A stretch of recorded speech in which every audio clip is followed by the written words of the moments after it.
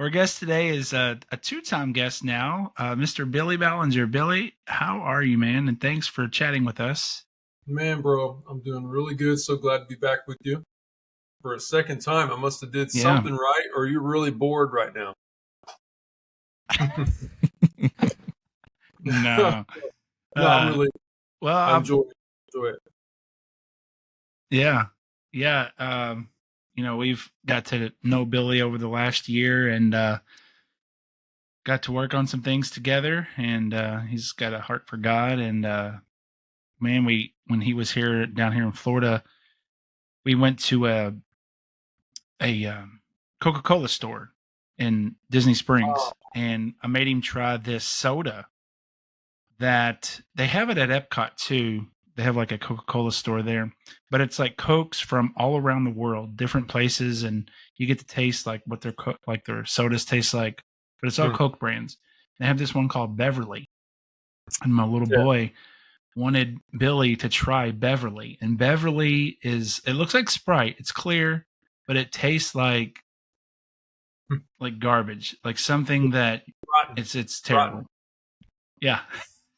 It's like But my trash. son was like, "You will love this soda. It's amazing. It tastes so good." And then Billy takes a big gulp of it, and Yeah, man.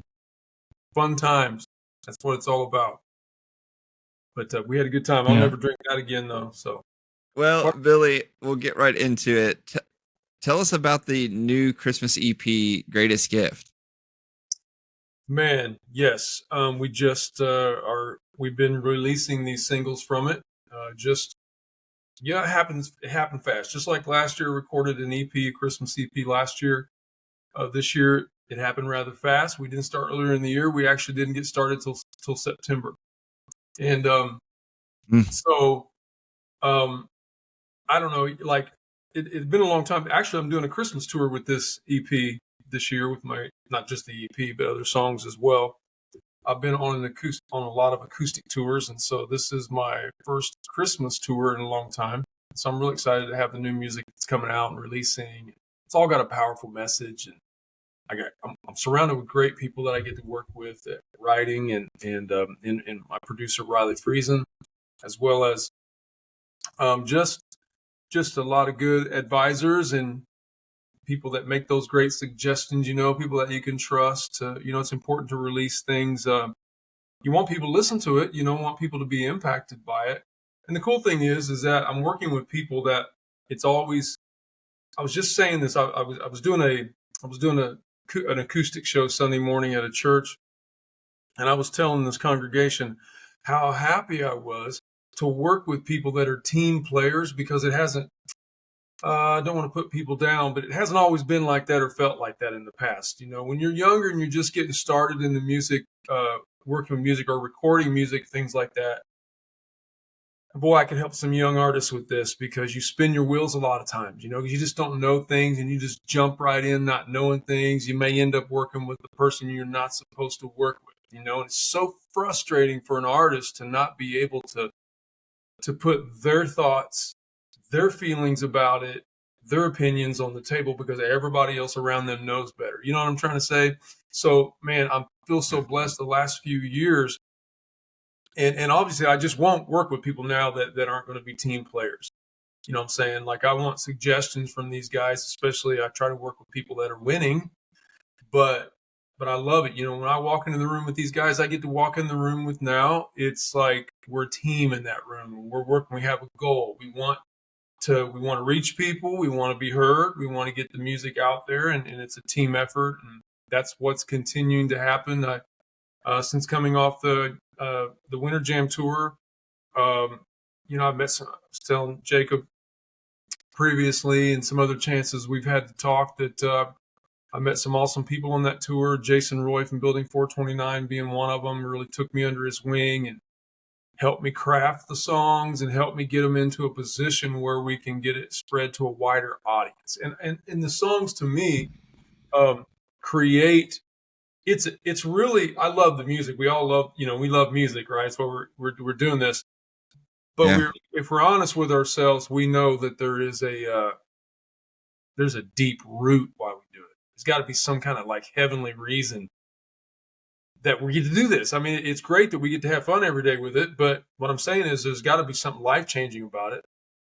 And so that's what we get to do. And so One Small Child is actually, I've just released that one last Friday. That is a cover song that we did. A David Meese song was recorded in 1990 or 1991. And I didn't get a chance to tell anybody this yet because we haven't even reported it yet. But man, it is. I think just got some more reports today that radio ads I'm getting around, the radio ads that are coming in I think we broke the record from last year. And that one, people are really gravitating to that song. And it was funny because I went to my wife and I told her, and she's like, "Oh, excited." And she said, "Is that the one you wrote?" I said, "No." I said, "We covered that one." I said, but that didn't matter. It doesn't really matter to us. We're really glad because it does open up a door for our message to get out. Every chance we get to use the music as a platform to continue to share the hope that we've learned, my wife and I, the redemption that we learned, how Jesus saved us, restored my family, gave my daughter back, gave me a family, gave me a future. I'm drug free. I'm not violent anymore. I love people,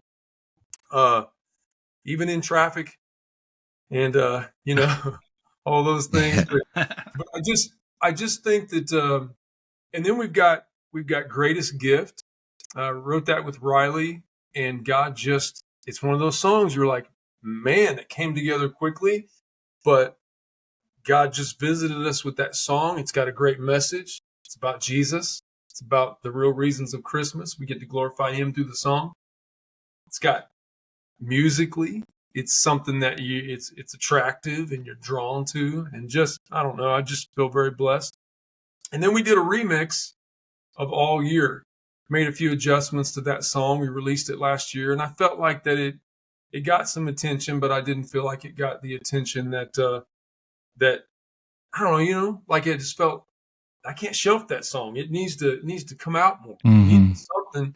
Yeah. So we just tweaked it a little bit and then released it again, and I'm putting it on the tour and doing it. So anyway, I'm having all kinds of fun. Now, Billy, with the One Small Child, have you been wanting to do that song for a while? I mean, I've loved that song for a long time. And have you been a fan of David Meese? Is that something you've been wanting to do?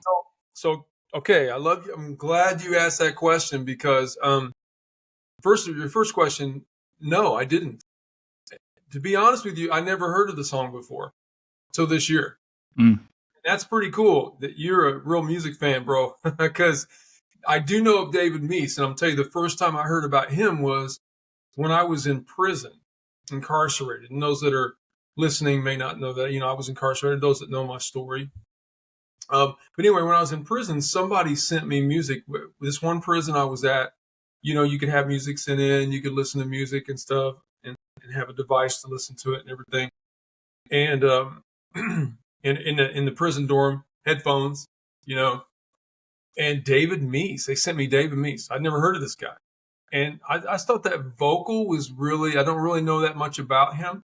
I just thought that's a very unique vocal. Like he don't sound like anybody else, and it's like so beautiful and soft. And I felt like, I will tell you this. I don't think too much challenges my producer that I've been working with recently, but that one I think was for a minute was a little bit of a challenge. We were trying to figure out what we were going to do, how we were going to bring that song into 2023. You know what I'm saying?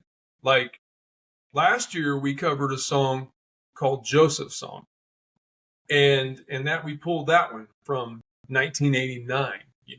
And we had a lot of success. I felt like from where I was at, we had a lot of success on that song and people loved it. That one just seemed to be easier. It was like 1, 2, 3, it came together. This one was a little challenging, and I just hats off to Riley Friesen for the production and the way that he pulled that together and made it work. So that's a long answer. I wasn't even aware of the song. It was actually brought to my attention by a member of my team. And so I will say one more thing about that. I said one Yeah, more thing of about course. that was that it. I felt a little risky on that. I felt like it was a little risky for that one because it wasn't like some song you're like, oh my gosh, I got to cover that song. I love that song. That's gonna be awesome to do that song and put our twist on it. This one was like, yeah, if we can put our twist on that song, then it's gonna work. But it was really risky going into it, So Now, do you know if David has heard this cover or? I don't know. I don't know that yet. So I hope so. But it just came Yeah. out last week, or I just came out on Friday, and so that'll be interesting. I'd love to. What'd be really cool? Get that vocal on a remix. Wouldn't that be something? After Mm. after all That'd that. be cool. Well, actually, Billy, what I was thinking would be really cool. I don't know if you've seen David, like what he used to wear when he would play. Have you ever seen his old stage? He would wear the ringleader from a circus, like the big red coat with the tails that hang down, Oh kind of look man. like David Bowie with his hair. So when you play that song, I mean, I just feel like in order to honor David, maybe you should get that. You can look it Should. up. If you Google image David Meese, it'll pop up. It's a big red circus ringleader coat. And I'm just saying, Yeah, you should get honor the that. original. Okay, I'll have to check it out. That would be cool though. I instantly started. he's like, yeah. I started thinking of a music video idea. I might be Are willing you, to do something crazy like that. But yeah, I'll have to check it out. But I don't know how fitting that would be with one small child. But anyway, Yeah, yeah. just you find know a you a lot of small history, child. bro. You'll be fine. You know a lot of stuff about especially like David. I mean, you kind of Yeah. shocked me a little bit with that one. That you We're knew. called the Christian music guys, my friend. It's our job to know. Well, it's at least one of our jobs to know. It's usually Jacob that's like the knowledge of everything. Jacob's the encyclopedia on Christian music from any time between the 70s and now. He knows it all. But yeah, Jacob would know like who the guitarist for David Meese was. Like he knows that kind of Yeah, he kind of knows those stuff. very obscure things that no one else knows.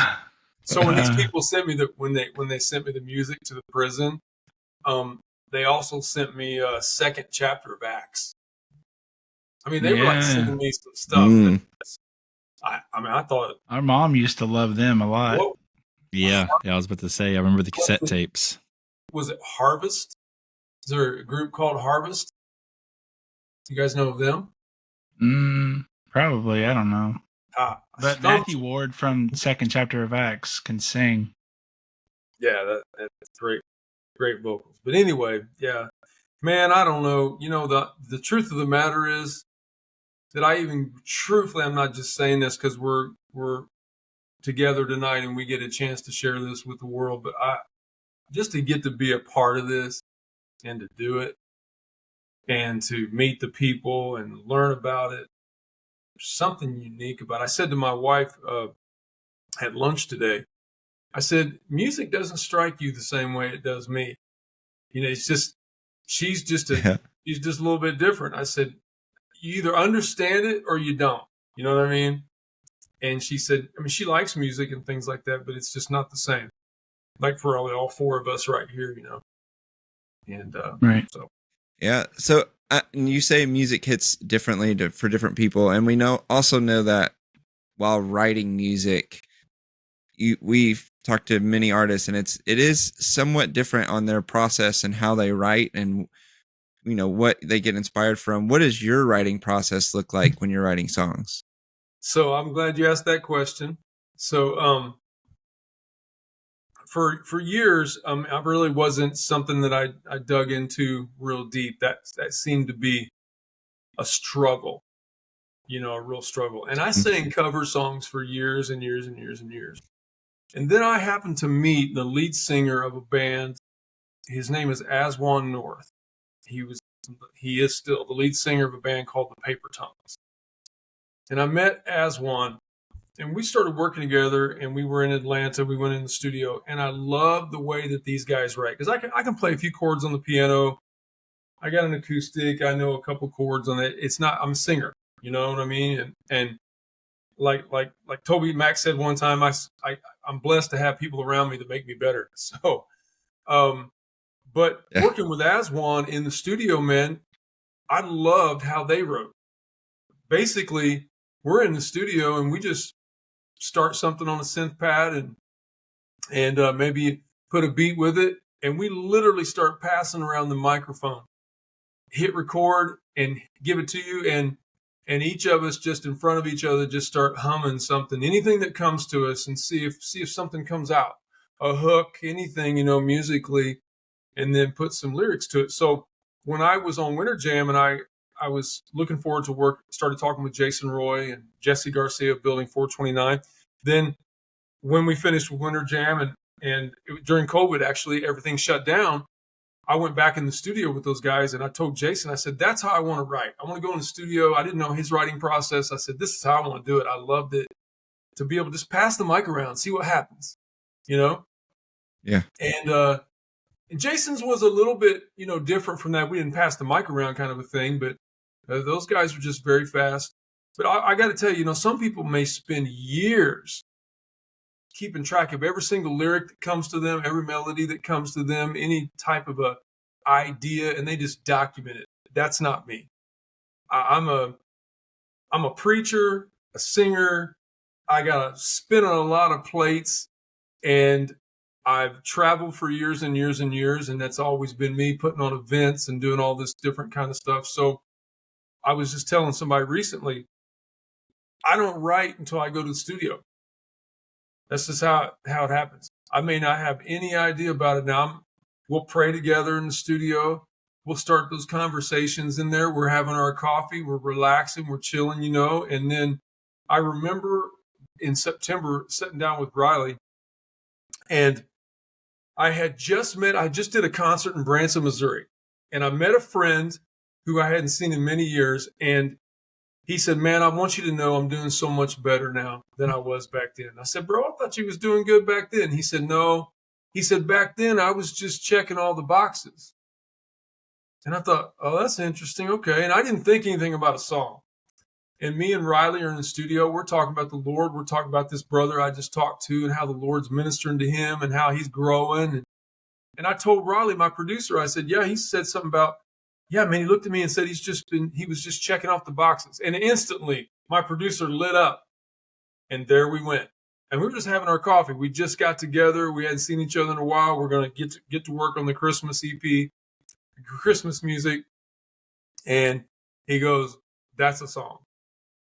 So that's our writing process right there. So God's really, we just write on the spot, if that makes any sense. Everybody's different. Yeah, I mean, it's kind of like a chef who doesn't have a recipe. They just got the food in front of them and they whip something up from their imagination. They're in the kitchen coming up with it on the spot. That's kind of like your writing process. You just kind of, it's there. It's in the moment. Yeah, yeah. And I have a few things, I have a few things that I may do a voice thing, on my phone or whatever it is, but it's really funny. We usually don't end up using those. It's whatever happens in the moment, and then I just love it because then it starts developing, and another idea, and that's like I just love working with these guys because when you're in that room, it's a level playing field.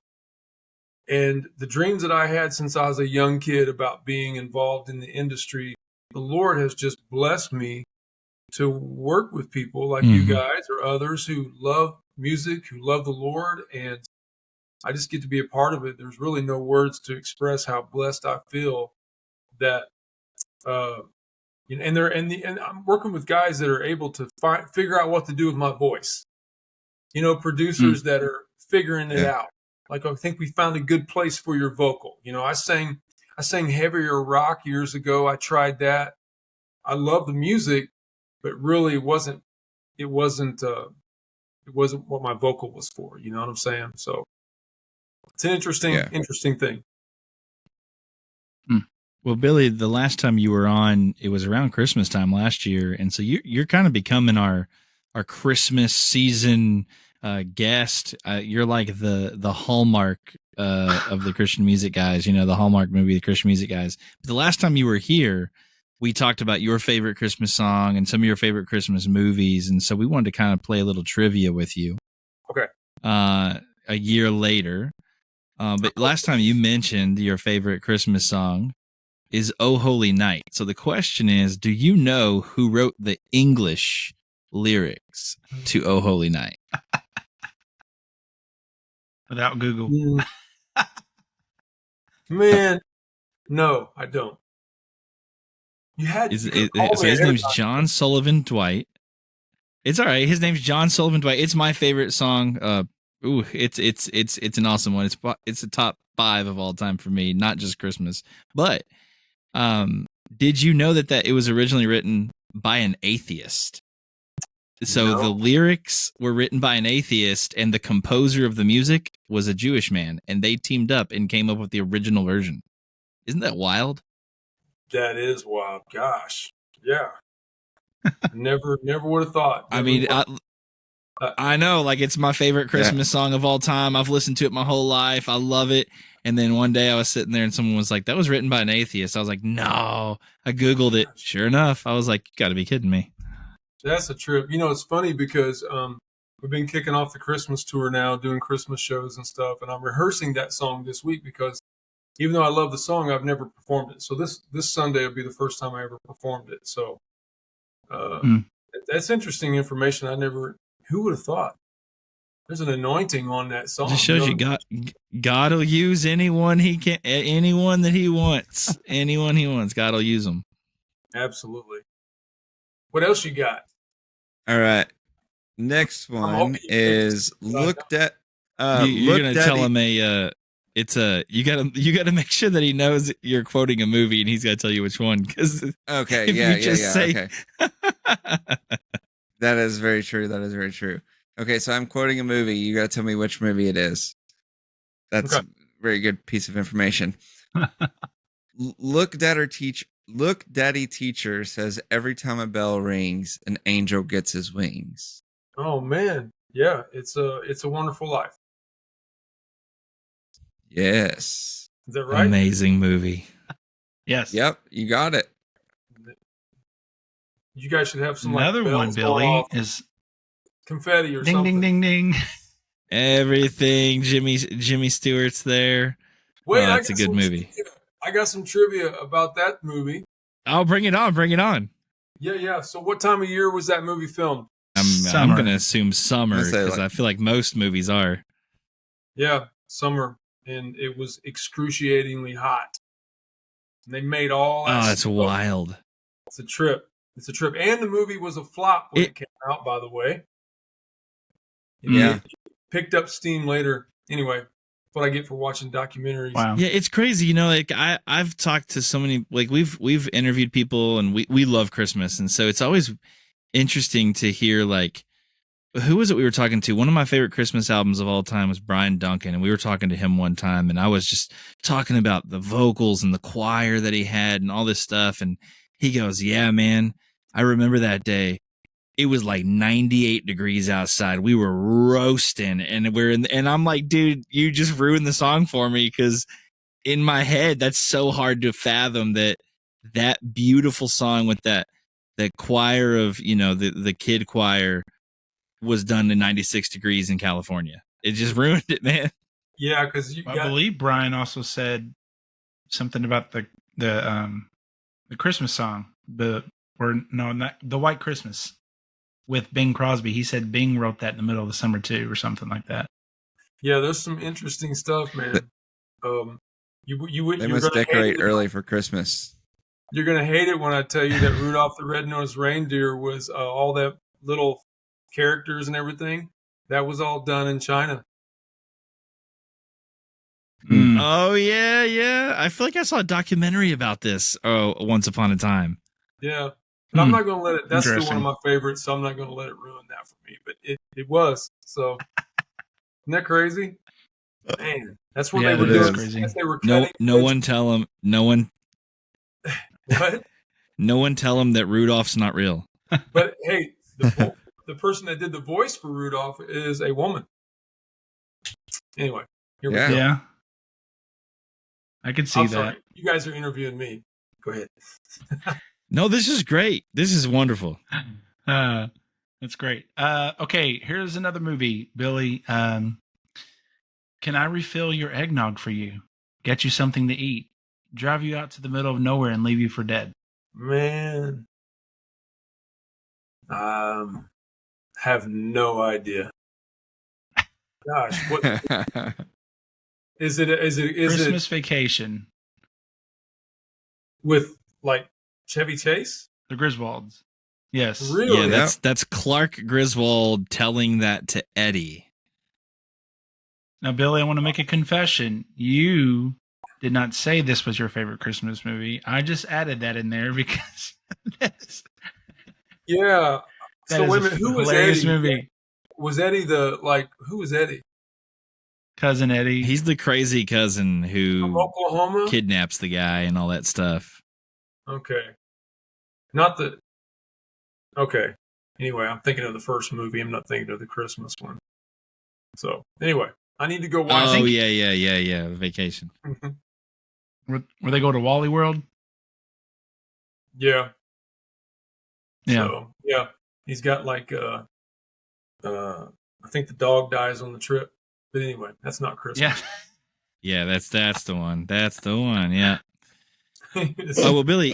So this is your second time on, and usually with first time guests, we like to do a favorite things segment, but we didn't get to do that with you your first time on. So would you allow us a shot at redemption and to play a favorite things game with you, where we list a category and you let us know what your favorite thing is in that category? Okay. Absolutely. All right. Your favorite food. I'm just supposed to tell you. Let me tell you what it is. Yes. Oh yeah. Yeah. Oh yeah. Eggs. They go with everything. Wow. They go with everything. Billy, I will say, man, that We've deserves never. that. That's a first. That's a first. It is a first. After 120 something interviews, that was the first eggs answer. It's actually I didn't make that up. I mean, it's like eggs all the time. But anyway, so So wait, what's your favorite How do way? you like your like eggs? boiled, sunny side up, scrambled? What are you? scrambled, quickest way. It's protein. I work out all the time, so it's protein. So yep, scrambled. Sure. Gotcha. Is there a favorite movie that you have? Oh man, not a favorite movie. Okay, it would be Planet of the Apes, the old school. Okay. The original? The original. Yeah, the original. Okay. Yeah. All right. Favorite show to binge. Oh man. Gosh. Okay, you got me on that one because I don't do that. Good. Okay. That's a good. Hey, that's a totally good answer. Yeah, we get that a lot as well. Probably binge on news. Yeah. Sorry. Do you have? No, it's all right. Do you have a favorite musical artist of all time? Yes, I do. Carmen. Okay. Didn't Great. expect that, did you? No, I love it. Great Okay. one. Okay, so what era of Carmen? Are we talking early? Are we talking rapping Carmen? Are we talking filling the stadiums Carmen? Like, which Carmen are you like the biggest fan of, or is it just all together? I would say altogether. Can I tell you why? Okay. Yeah, please. Yeah. Okay, because when I was in prison, somebody sent me his music, and what they sent me was that it had resurrection rap on it. It had Yeah. Oh it had a yes. song called, I don't know if this was the title, but I remember it had like a chorus. No, we're not ashamed, of the gospel or his name. Holy Mhm. hands lifted high Mhm. to the name of Jesus. And it was just, I heard that, Mhm. and I'm falling in love with Jesus Christ while I'm in prison, and I'm listening to that, Mhm. and that's so reaching me. I'm like, and I recognize that God was on that music. And so when I got out of prison, somebody took me to one of his concerts at a high school. It was a revival Mhm. of you know. And then I know he did Riot and he did all that other stuff. And he brought out the dancers through the years. I kept going to his shows, and then they did the Champion. Yeah, man, I pretty much followed all the way through and recognized that that man had something on his life, and so yeah, absolutely. You're definitely not the first person to say that for favorite artist, and we've had many conversations about Carmen, and he was, I mean, he's definitely the soundtrack of our lives growing up as well. I mean, we burned out a lot of Carmen cassette tapes in our room growing up. Yeah, man, Yeah. it's unreal. You know, it's funny. I got out of prison in March, and in April, the lady that was ministering to me in the prison took me and my wife Jody to a Carmen concert, like I said, at the Anderson Wigwam. Mhm. Indiana has like 7 of the largest high school gyms in the country, in the world, actually. Mhm. And the Wigwam held about 7 or 8,000 people. And he was there and did it. And man, I gotta tell you, something hit me in that concert. I danced all over that place, bro. I mean, it was God that hit me. Awesome. But what was wild about that is that years later, the Lord called me and my wife to take our story to public schools, and I started doing shows in schools like that around the Midwest. It was just always meant a lot to me watching that. And I used to watch him, you know, laying on my living room floor, and I'd watch, you know, however could get those concerts on TBN or whatever it was. And and there's another story I'll have to tell you guys about that sometime that's supernatural, about watching him on television and how God spoke to my heart, and then the Lord did something supernatural. But anyway, miraculous. And yeah, so I always loved Carmen. Sure. All Billy? right. Yeah, go ahead. Sure. Yeah, go ahead. All right. Is there a dream duet that you have? Someone that you'd love to sing with? Man, oh man. Oh. And it can be alive or dead, right? Isn't that what we say? No? Yeah. Living or dead. Yep, absolutely. Man. Man, I so typical, I guess, to say this, but Dolly. I know a lot of people are singing with Dolly recently, but not just because they are, but those are all impactful. But yeah, she's the first one that came to my mind. You know, never really thought too much about singing a duet with people, but definitely Dolly. Yeah, that'd be pretty. Yeah. That'd be pretty tight. That'd be sweet. That'd be cool. I can't hear. You're muted, Chris. Oh, well. I like Chris's. You good?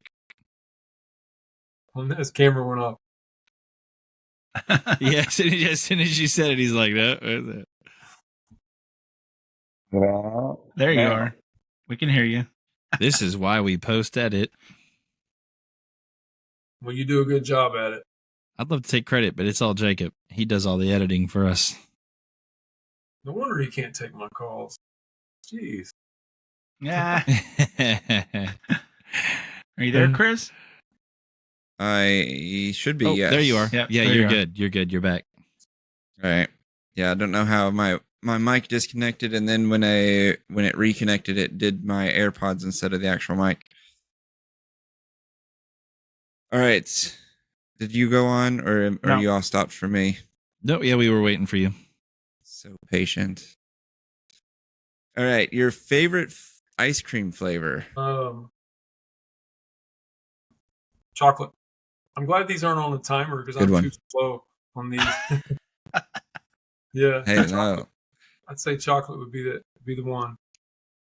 Just plain chocolate. I thought it was going to be eggnog or something egg related. Well, if you scramble up just kidding.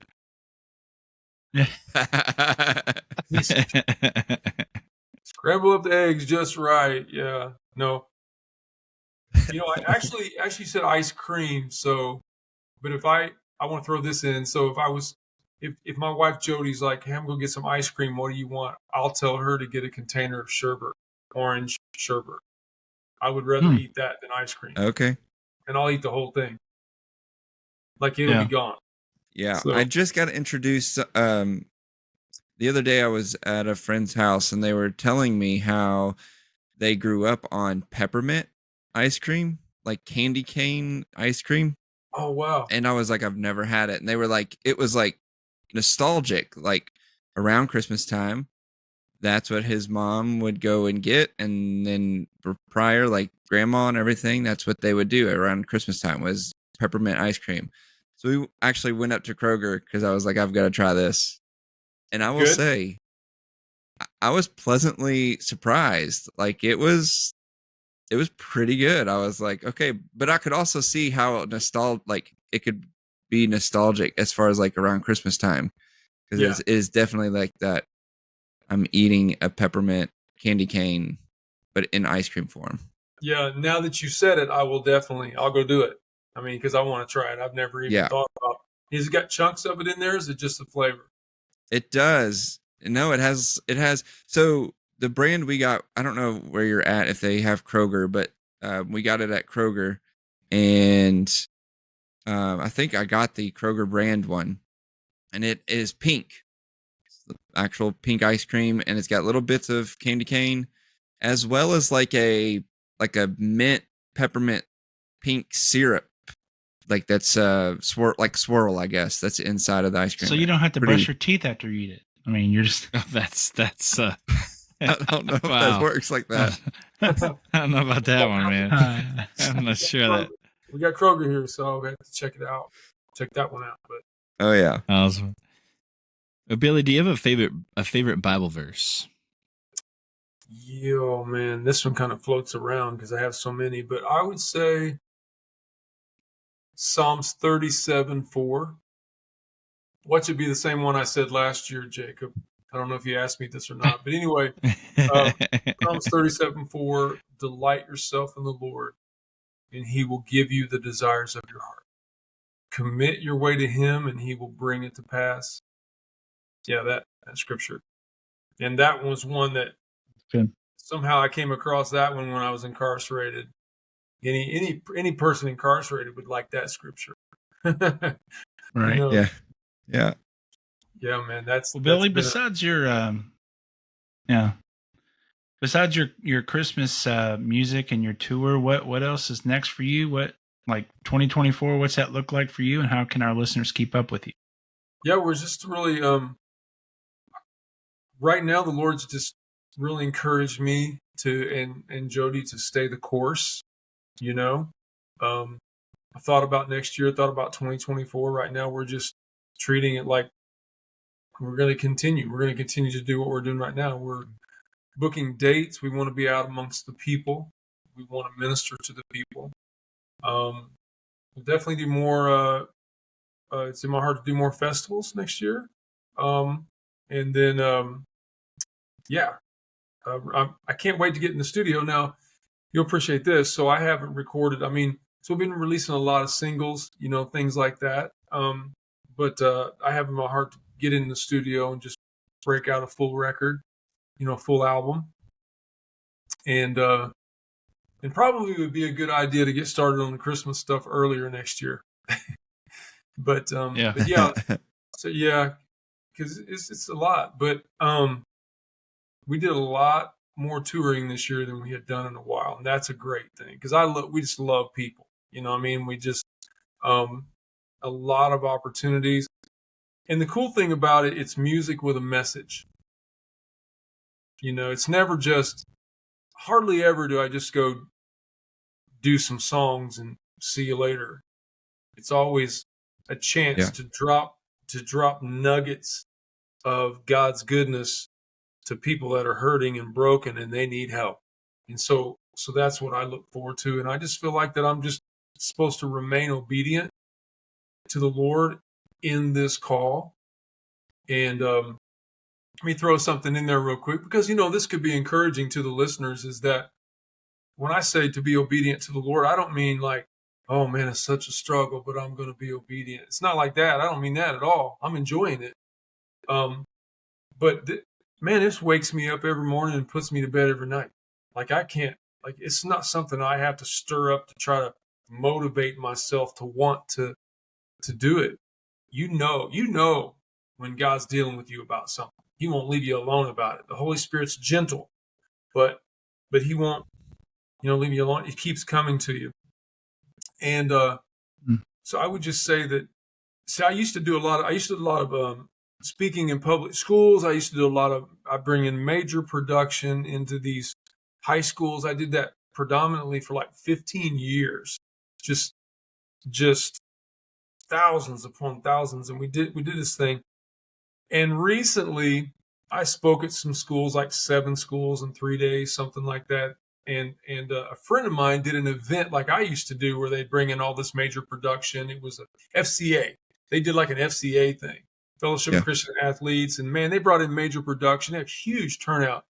And they sent me a video of it. When I was looking at the video, I was so happy for him that he had that kind of a turnout, because it's a lot of work when you do that. And especially in 2023, if you're trying to market to that generation to get them to come back to shows now at a high school, man, hats off to you, because it's a different time. And but when I seen that video, I was like, I knew God had made a shift in my heart, because when I saw it, it did make me want to go do it. It was complete success in what he was doing, but I was like, that's not me anymore. It was the neatest thing to be able to go, there's a guy doing what I did for years and years and years, and he's done it for a long time. But I was like, yeah, I'm right where I'm supposed to be. And you got to be happy with where God has got you at. And don't try to go do something that somebody else is doing, And so that's, for me, that's what I'm going to do, is stay put, keep learning, keep growing. I think I'd like to help some younger artists with these things that I'm learning. I mean, I've got a fast track. Just the Lord has really done a lot of fast things and teaching me a lot real fast about the industry. And he let me in.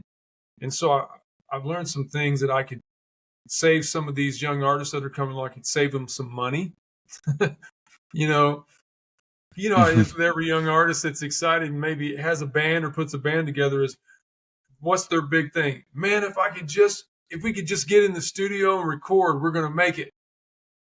Yeah. You know what I mean? And there's a lot to learn.